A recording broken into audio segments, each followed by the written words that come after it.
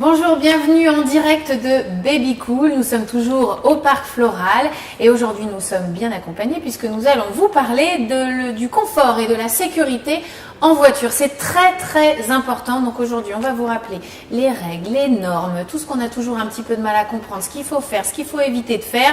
On va faire le point tous ensemble. Je vous présente mes invités. On va commencer quand même, on est poli, on va commencer par ma gauche, j'allais commencer à droite mais on a une jeune femme avec nous. On va commencer par Marilyn. Bonjour Marilyn. Bonjour. Vous êtes blogueuse, on vous connaît plutôt sous votre nom de blogueuse, c'est Sécurange. Sécurange, exactement. Et donc vous faites le tri des sièges auto pour nous, un premier tri en tous les cas, vous nous donnez votre avis. Exactement. Je donne des conseils, des règles d'usage, d'utilisation, de bons choix et je diffuse des informations pas trop techniques justement. Pour que les papas et les mamans puissent s'y retrouver. Pour que ce soit plus compréhensible. Un blog essentiel. À vos côtés, Christophe Ramon, vous êtes directeur d'études et de recherche de l'APR, qui est l'association Prévention Routière. Donc vous allez nous parler prévention aujourd'hui. Tout à fait. Donc on en saura un petit peu plus avec vous, on vous posera des questions un petit peu sur où on en est, comment est-ce qu'on fait passer les messages aux parents aujourd'hui. On compte sur vous pour nous en dire un peu plus. Je viens enfin à ma droite. Alors François Renaudin, vous êtes directeur de recherche sécurité auto du groupe Dorel. Donc c'est un peu grâce à vous que les sièges auto continuent d'évoluer. On va essayer de parler français, c'est mieux. Bienvenue parmi nous. À vos côtés, Farid Benjelal, vous êtes directeur technique du groupe Britax. Donc vous travaillez vous aussi sur l'avenir du siège auto. En tout cas, on essaye. Voilà, donc grâce à vous, on a des sièges de plus en plus performants.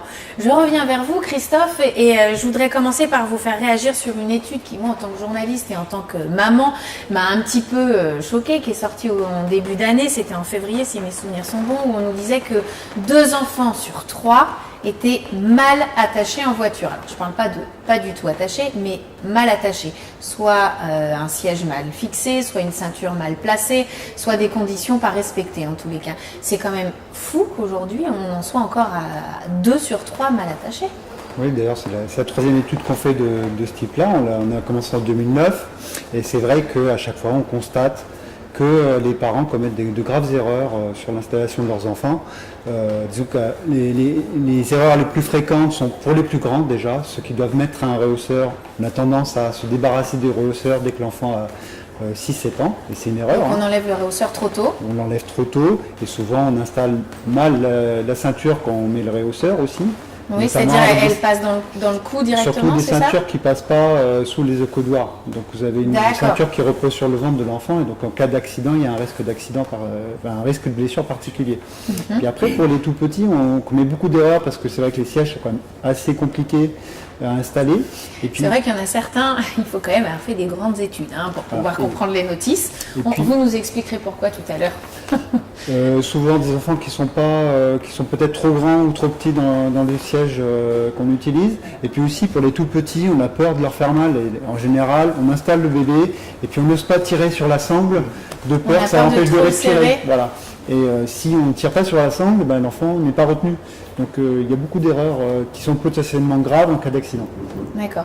Marilyn, vous avez beaucoup de retours des parents qui justement se retrouvent face à des sièges où ils ne savent pas trop comment attacher leurs enfants. Est-ce qu'ils ont conscience de mal les attacher ? En fait, c'est un peu compliqué parce que les parents qui font partie de la communauté Sécurange sont des parents qui se posent des questions. Donc c'est moins ces parents-là qui sont perdus dans le choix d'usage, plus dans le choix du bon siège. C'est plus ces gens qui se tournent vers moi, c'est lequel, comment. Après, quand on s'adresse à des parents qui ne font pas partie de la communauté, qu'on tente de faire de la sensibilisation, non, en effet, ces gens-là n'ont pas conscience de mal faire. Non, et c'est pas, ils se disent pas, c'est pas grave, je sais que c'est pas idéal, mais c'est pas grave. Non, en général, ils pensent qu'ils font au mieux qu'ils peuvent faire avec ce qu'ils savent. Donc je me retourne vers vous, Farid. Alors vous êtes donc fabricant de sièges auto. Comment est-ce que quand vous pensez un siège, parce que vous justement vous posez toutes les bonnes questions, vous faites des crash tests, etc. Et quand le siège arrive chez les parents, il y a ce décalage entre tous les efforts que vous faites pour protéger nos enfants et l'utilisation que nous parents on en fait. Alors, premièrement, je reviendrai juste sur le taux de 2 enfants sur 3 sont mal attachés. Alors, ce taux est malheureusement international. Il n'est pas spécifique à la France. Oui, c'est pas que les Français. Même les Suédois, les Norvégiens, qui on dit toujours ils sont meilleurs que nous. Oui, dans un certain sens, mais surtout... Mais pas partout. Pas partout. Irlande, ça fait plaisir. Irlande, États-Unis, France, Allemagne, Angleterre, on est autour de 70%. D'accord, on n'est pas plus bête que les autres. Non, absolument pas. Et ce qu'il faut dire, c'est que nous, constructeurs, on essaye toujours, d'apprendre, c'est-à-dire à partir des retours des clients, sur la complexité ou pas du siège. On essaie de faire des notices les plus simples possibles et on peut toujours faire mieux. Mais je dirais qu'il faudrait que les parents vraiment investissent du temps dans la lecture des notices. On ne les fait pas pour rien, on ne les fait pas pour la réglementation, on les fait vraiment pour eux. Et là, il y a vraiment un travail à faire. Et ce que les blogueurs comme vous, madame, réalisent aujourd'hui est très important pour faciliter le message. Peut-être notre message est peut-être trop technique, on pourrait l'améliorer, mais on fait le nécessaire pour... Il y a des jeux de dessin quand même sur les sièges auto, avec en fonction de l'âge, par où doit passer la ceinture, avec des codes couleurs, des petites flèches. Oui, des pictogrammes. On essaye vraiment d'utiliser plus des pictogrammes que des textes, puisque les sièges ne sont pas faits pour un seul pays, mais pour l'Europe entière, ou le monde entier. Et la dernière chose que j'aimerais souligner, c'est qu'avant que le siège ne soit dans le marché, ou proposé dans le marché, eh bien, on réalise des études, entre guillemets, clients. Donc les sièges, une fois homologués, on ne peut pas le faire avant, une fois que le siège est homologué. Oui, les parents testeurs ne prennent pas de risques pour leurs enfants. Donc on sollicite les parents testeurs et on leur sollicite sur l'installation, sur la notice d'utilisation et sur quelle que soit, je dirais, leur observation et de là on essaie un petit peu de remonter l'information. Maréline, vous participez, vous, à des tests avant la mise sur le marché, une fois qu'ils ont été homologués? Non, j'en ai jamais fait, non. Mais ça pourrait être intéressant, à la fois de par cette connaissance que j'ai du marché du siège, de l'utilisateur final, et puis de mon métier initial qui est l'ergonomie. Et je serais intéressée. On en discutera. François, vous, au sein du groupe Dorel, la prévention, c'est forcément quelque chose d'important. Comment est-ce que vous sensibilisez les parents ? Alors en fait, on a énormément d'éléments pour essayer de contacter les parents. On fait aussi des études consommateurs avant de lancer les produits, c'est très important. On essaie de développer aussi des services autour du siège, parce que c'est pas quelque chose de naturel. En particulier les sièges avec des ceintures. La ceinture a été inventée il y a déjà un bon moment par un Suédois pour retenir un corps d'adulte, et on lui fait faire des passages un peu complexes pour retenir des sièges auto. Donc on essaye de les informer au mieux sur aussi la compatibilité avec les véhicules. On développe des services où les consommateurs peuvent vérifier en fonction de leur véhicule si il va bien si le siège va bien dans le véhicule dont il dispose. On a des services sur de la location qui se développent, où il y a de l'échange qui se fait avec notre marque, notre société, pour pouvoir aider au mieux les parents. C'est aussi dans le développement de produits. J'ai parlé de la ceinture qui est un peu compliquée. L'Isofix, c'est quelque chose qu'on développe énormément, en particulier l'iSize, donc on reviendra peut-être dessus. Il faudra nous expliquer, Isofix, iSize, voilà. Tous les numéros, il y a plein de choses à connaître. Des éléments qui permettent de faciliter l'installation et de s'assurer que le siège va bien dans la voiture. Alors, puisque vous m'avez lancé sur le sujet, on va en profiter.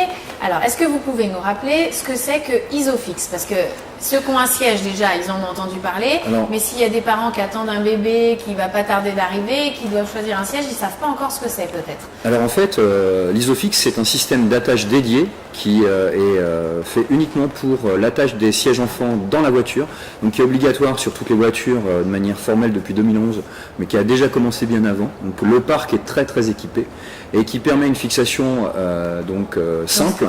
C'est pas ce qu'on trouve sur un siège auto, c'est ce qu'on trouve dans la voiture. Et en fait, c'est un élément très important. Les sièges enfants, ils sont dans les voitures. Et donc c'est aussi, là on n'est que fabricant de sièges enfants, mais c'est aussi la responsabilité des constructeurs. Et depuis quelques années, on voit une évolution très très forte pour la facilité d'accès des pinces, des ancrages Isofix dans la voiture, des systèmes d'anti-rotation qui sont ce qu'on appelle la sangle haute en français, qui permettent d'éviter le basculement du siège, ou bien la jambe de force. Ça, c'est une espèce de barre que vous avez sur le devant Voilà. du siège qui va jusque par terre. Donc en fait, il y a deux systèmes qui existent, qui sont très simples. Il y a toujours des connecteurs rigides qui viennent se fixer sur les barres dans la voiture à l'interface entre le dossier et l'assise. Donc ça existe toujours, ces deux ancrages qui sont normalement très simples d'accès. Et puis il y a un système complémentaire qui évite la rotation du siège en cas de choc, soit une jambe de force qui vient prendre appui sur le sol de la voiture, sur le plancher de la voiture. Le plancher de la voiture. Ou Pas très technique. Hein. Ou bien une sangle haute qui vient se fixer à l'arrière du siège et qui est identifiée maintenant sur la majorité des véhicules et qui permet aussi. Donc c'est beaucoup plus simple qu'une ceinture. Il y a des études qui sont faites, là il y en a une récemment qu'on a eue en collaboration avec l'APR, mais il y en a eu d'autres qui ont été réalisées aussi en Belgique auparavant, qui montrent que ces systèmes ont beaucoup moins d'erreurs d'installation que les autres classiques avec des ceintures. Donc ça c'est bon signe, ça veut dire que plus on évolue dans les sièges, Tout moins à les fait. parents font d'erreurs sur l'installation. On peut descendre jusqu'à 10% de mauvaise utilisation. On en était à 70%, n'est-ce pas? Et bien avec Isofix, c'est ce système simple d'installation, on arrive à réduire énormément le taux de mauvaise utilisation. Donc un siège sur 10 seulement. C'est quand même une belle avancée. Marilyn, toutes les voitures ont le système, on dit à partir de 2011 les accroches. C'est uniquement en Europe ou c'est dans le monde? Si on achète une voiture américaine, il y a le système aussi? Voilà. C'est que l'Europe. Oui, alors, donc en Europe, depuis 2011, obligatoire sur toutes les voitures, mais comme le disait François Renaudin, c'était déjà vrai auparavant pour plusieurs voitures.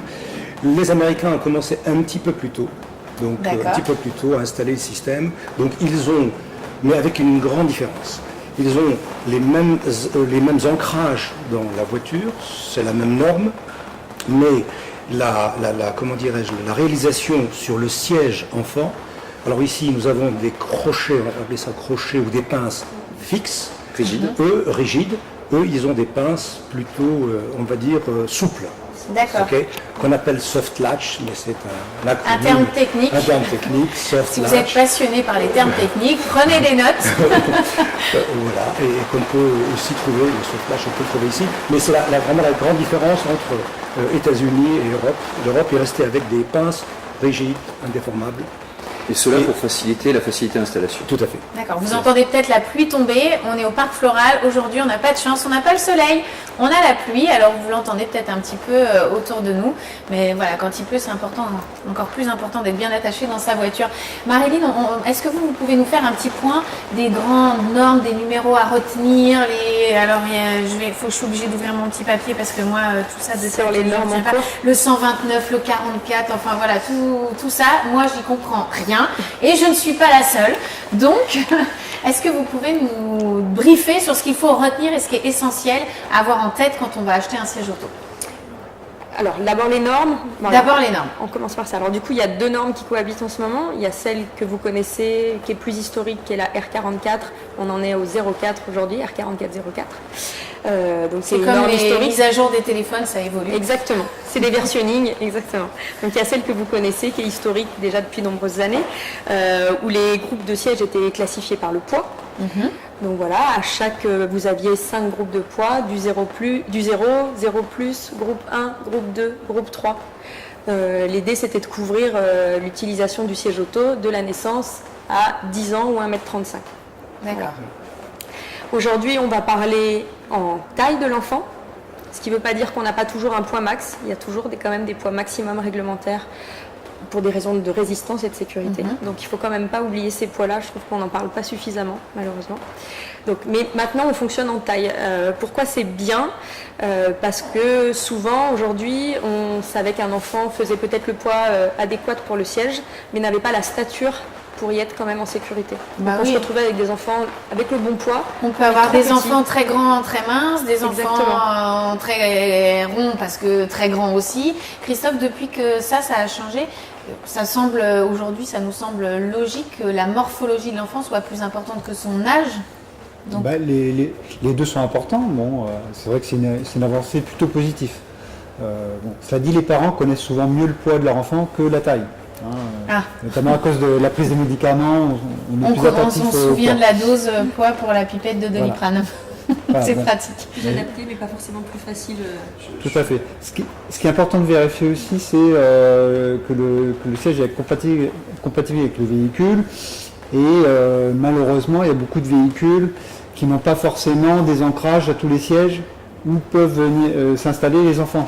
Ça, alors, comment on fait? Parce que quand on achète son siège, François, vous allez peut-être pouvoir nous expliquer, quand on va acheter son siège dans un magasin, comment est-ce qu'on peut être sûr? On ne peut pas l'essayer tout de suite dans sa voiture parce que même si on n'a pas les petits arceaux métalliques pour clipper les pinces, il y a un autre système d'attache qu'on peut quand même utiliser.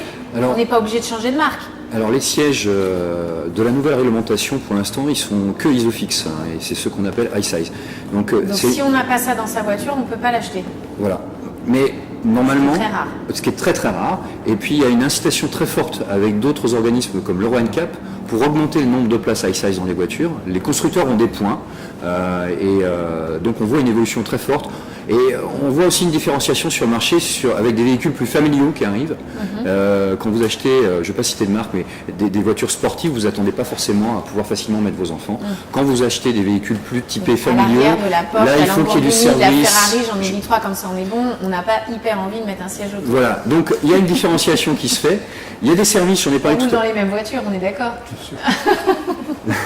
Donc il y a des services qui sont mis en place et la difficulté c'est qu'on vit une période de transition.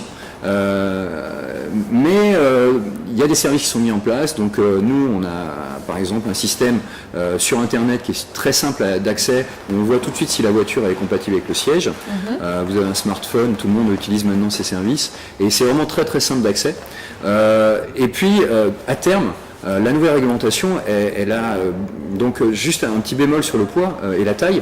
Il y a des normes européennes qui sont arrivées pour les enfants en général. Par exemple, les vêtements, c'est la taille, c'est plus l'âge. Et donc, les parents ont aussi la référence de plus en plus, quand ils ont des enfants, quand ils achètent un produit, de regarder la taille. Et en fait... On prend l'étiquette de la combi et on regarde derrière. Non, mais quand vous achetez un vêtement, vous regardez la taille. Donc, en fait, le siège auto, il est adapté aussi à la taille de l'enfant. Et ça, c'est quelque chose de nouveau. Il y a beaucoup d'éléments supplémentaires dans cette nouvelle réglementation pour éviter les mauvais usages. Il y a énormément d'éléments qui ne sont pas forcément connus, comme la facilité d'ajuster le harnais sans avoir à le démonter, c'est obligatoire. Oui, on n'est plus obligé de démonter tout l'arrière du siège, faire les sangles, les remettre. Voilà. Ça, c'est des éléments... une grosse avancée, merci. Ça, c'est des éléments clés qui sont obligatoires dans la nouvelle réglementation. C'est-à-dire qu'on a vraiment appris les leçons du règlement 44, 04, les retours clients, les crash tests, pour finalement définir cette nouvelle norme, donc iSize. Et vraiment, si on devait résumer l'objectif ou le but, c'est de faciliter encore davantage l'installation des sièges dans les voitures. C'est pour ça, mon collègue ici technique, si on peut dire, mon collègue technique, a insisté sur Isofix. Isofix et puis l'installation Isofix dans les voitures. Alors, il y a beaucoup de règles à enregistrer. Marilyn, on entend aussi parler du 129. Est-ce que vous pouvez nous réexpliquer ce qu'est le 129 ?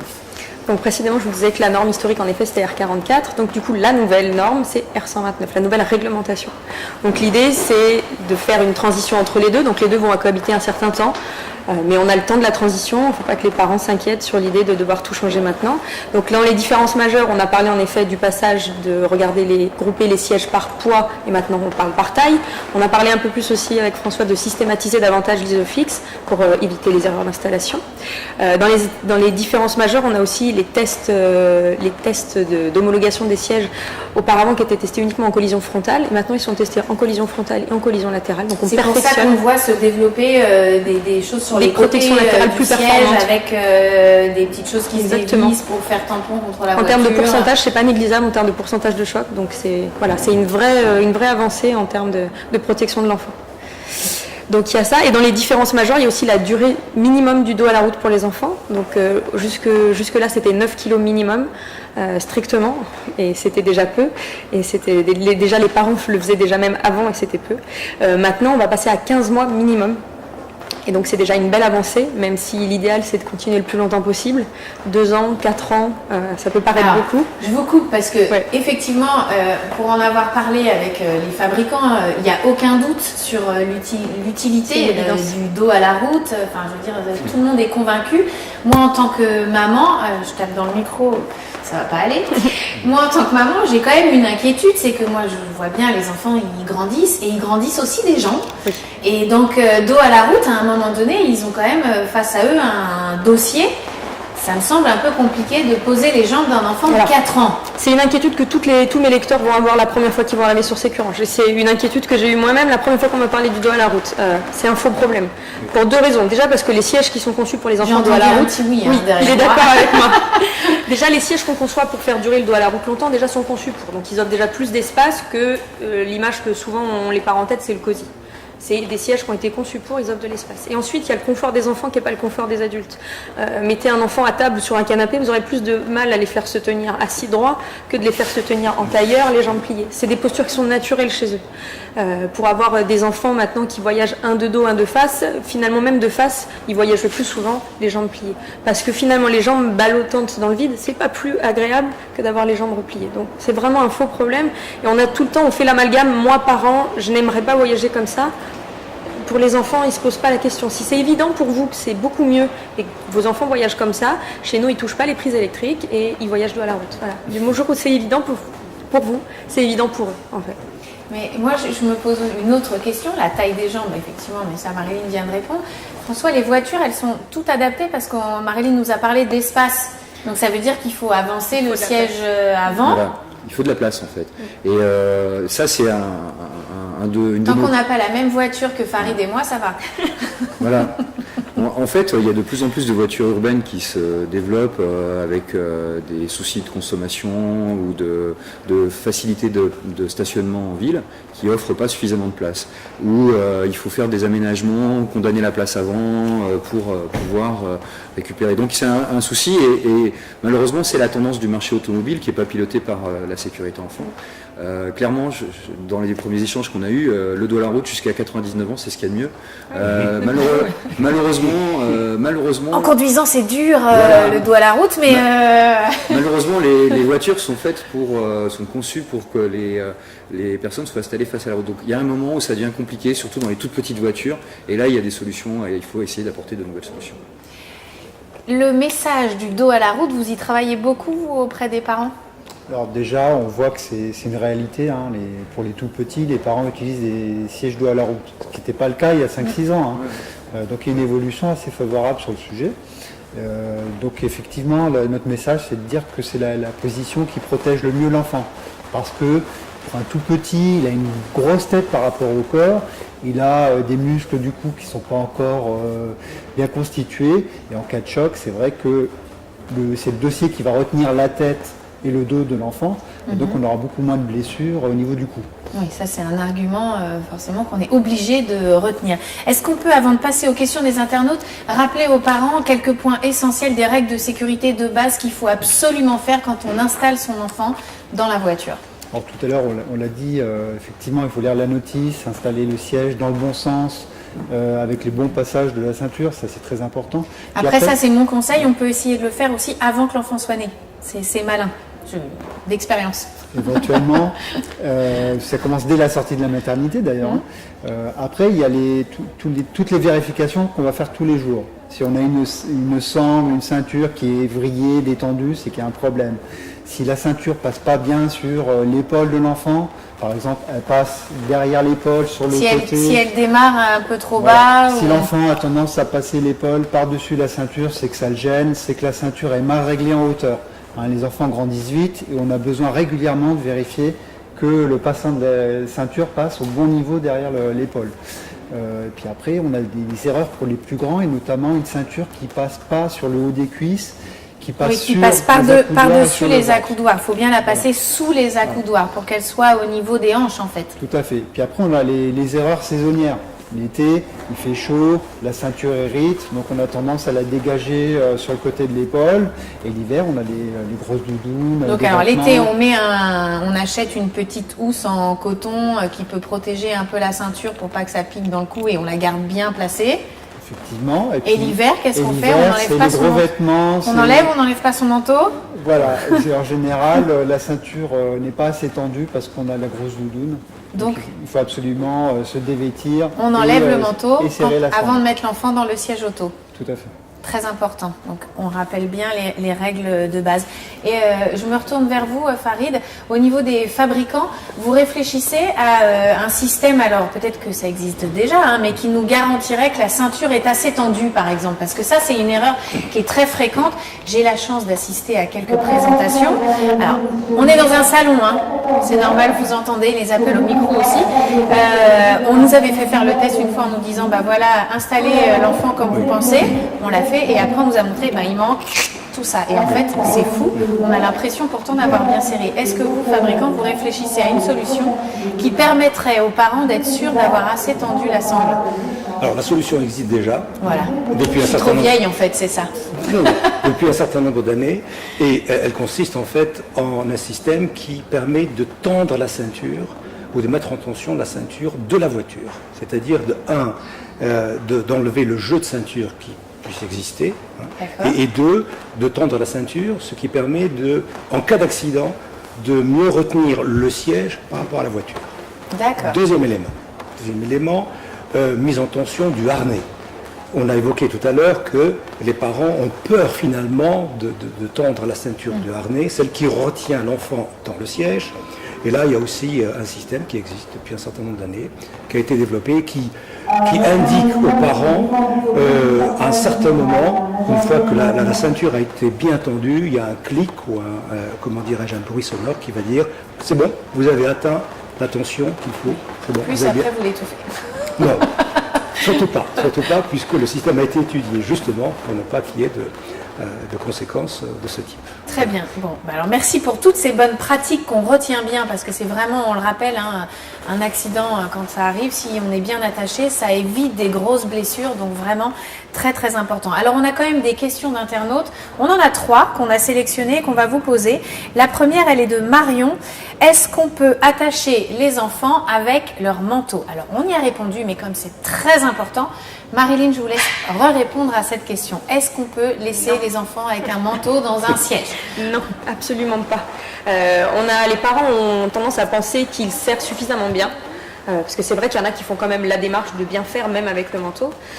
Et contrairement à ce qu'on pourrait penser, le manteau, la doudoune ou la combi pilote, souvent chez les tout petits, laisse une marge au harnais qui est vraiment non négligeable et qui laisse qui permet un mouvement dans le siège à l'enfant qui est assez dangereux pour lui. L'exemple que je donne souvent aux parents, c'est de comparer s'ils mettent leur doudoune dans les sacs qu'on aspire avec les aspirateurs. Oui. Voilà, entre la différence de volume qu'il y a le manteau avant et qu'aura après. Et toute cette différence de volume, elle va être compactée lors du choc et c'est là qu'il y a un danger. D'accord. Donc non, il faut l'enlever. Donc on retient bien, on enlève le manteau. Maintenant, il existe des petites couvertures que vous pouvez remettre. Il y a plein de systèmes d'accessoires de siège auto qui ont été créés pour pouvoir garder votre enfant au chaud. On a une question de Candice. Alors on va la poser à François. Est-il vraiment utile d'installer les enfants dans un siège auto jusqu'à 10 ans? Oui, c'est très important. En fait, la limite de 10 ans, il y a une obligation au niveau de la directive européenne et qui donne la possibilité de déroger à 10 ans. C'est ce qu'on fait en France, mais il y a des pays qui vont jusqu'à 12 ans. Et la raison, elle n'est pas une question, c'est pas lié à la taille de l'enfant, c'est lié à la maturité, au développement de l'enfant. En fait, il s'avère que les os, en particulier au niveau du bassin, acquièrent leur maturité entre 10 et 12 ans. Et c'est-à-dire qu'ils peuvent retenir la ceinture en cas de choc frontal, ils peuvent supporter les efforts, que quand ils sont bien matures, c'est une question de géométrie de l'os, mais aussi de résistance, à partir de cette transition qui a lieu entre 10 et 12 ans. Donc, c'est pas une question de taille, c'est une question de maturité osseuse de l'enfant, et donc il est très important d'avoir une rehausse jusqu'au minimum 10 ans, et au mieux 12 ans. Voilà. Et la majorité des parents pensent que comme l'enfant est assez grand, il a presque la taille de la maman, même s'il a un petit peu la ceinture dans le cou, allez hop, on y va, on s'embête plus. Il y a aussi une image qu'il faut travailler, c'est-à-dire que c'est des produits pour enfants, et quand ils ont l'âge de 7-8 ans, ils se tournent plus vers le milieu adolescent, et c'est peut-être un petit peu difficile. Alors là, on a peut-être nous des progrès à faire pour changer l'image des produits, mais en tout cas... Créer des sièges pour ados. Exact. Non, pas pré-ado, on est Oui, plus sur pré-ado, vous avez raison. Pré-ado, mais ça bouge Faut beaucoup, pas les faire les grandir trop mentalités vite. des enfants, donc c'est l'adolescence commence très tôt maintenant, de plus en plus. Malheureusement, c'est la psychologie en fait. Il faut avec un chargeur de téléphone incrusté Voilà, dans on le peut siège. imaginer les solutions. mais c'est très important et c'est un message à faire passer globalement. Utiliser les sièges jusqu'à 10 ans et on aura moins de mauvais usages aussi, parce que ça compte énormément. À partir de 7-8 ans, il n'y a plus beaucoup d'enfants qui vont dans les utilisent sièges. des Donc ça rehausseurs. c'est très important, on l'aura noté le plus longtemps possible dans les sièges. C'est pas anecdotique, c'est pas pour le plaisir, c'est pas pour avoir un accessoire de plus dans la voiture, c'est pour la sécurité de votre enfant. Une dernière question qui nous vient de Leslie. Jusqu'à quand installer les enfants dos à la route? Alors on en a déjà parlé. Christophe, vous voulez vous lancer? Actuellement, il y a beaucoup de produits de sièges auto pour enfants qui permettent de les maintenir dos à la route jusqu'à 9 kg. Donc on y arrive très vite. Un enfant à 6-7 mois, il est déjà limite par rapport à ce type de siège. Par contre, c'est vrai que les sièges aujourd'hui évoluent avec la nouvelle norme. On aura des sièges qui permettront de faire voyager les enfants jusqu'à environ 15 mois. Donc là, c'est sûr que c'est un réel progrès. Donc on va demander à Farid, vous chez Britax, donc vous avez des sièges qui permettent de conserver le dos à la route jusqu'à quel âge? Alors, jusqu'à 15 mois avec les nouveaux sièges iSize et bien au-delà, jusqu'à 3-4 ans, principalement pour le marché scandinave et notamment suédois, parce que la Suède, depuis, je dirais, 4 décennies, a adopté le dos à la route de 0 jusqu'à 4 ans, de la naissance jusqu'à 4 ans. Et donc, voilà les deux types de produits. De produits qui existent. Et je dirais la règle et le message qu'on doit faire passer, c'est adopter la position dans la route, je dirais, le plus longtemps possible. Et chez Dorel? Alors nous, on a des sièges iSize qui vont jusqu'à 3-4 ans dos à la route, d'autres qui vont jusqu'à 2 ans dos à la route. Donc de toute façon avec l'iSize c'est un minimum 15 mois et la plupart des constructeurs qui se lancent dans cette aventure iSize essayent de faire en sorte voilà. que ça soit le plus tard possible. Voilà. Bon, merci à tous pour d'avoir répondu à nos questions, nous en avoir appris un petit peu plus sur les sièges et on se rappelle le dos à la route le plus longtemps possible, le rehausseur pour les grands c'est très important, on enlève les manteaux quand on voyage et puis bien sûr on fait attention quand on prend le volant. Je vous souhaite une bonne journée. Ciao!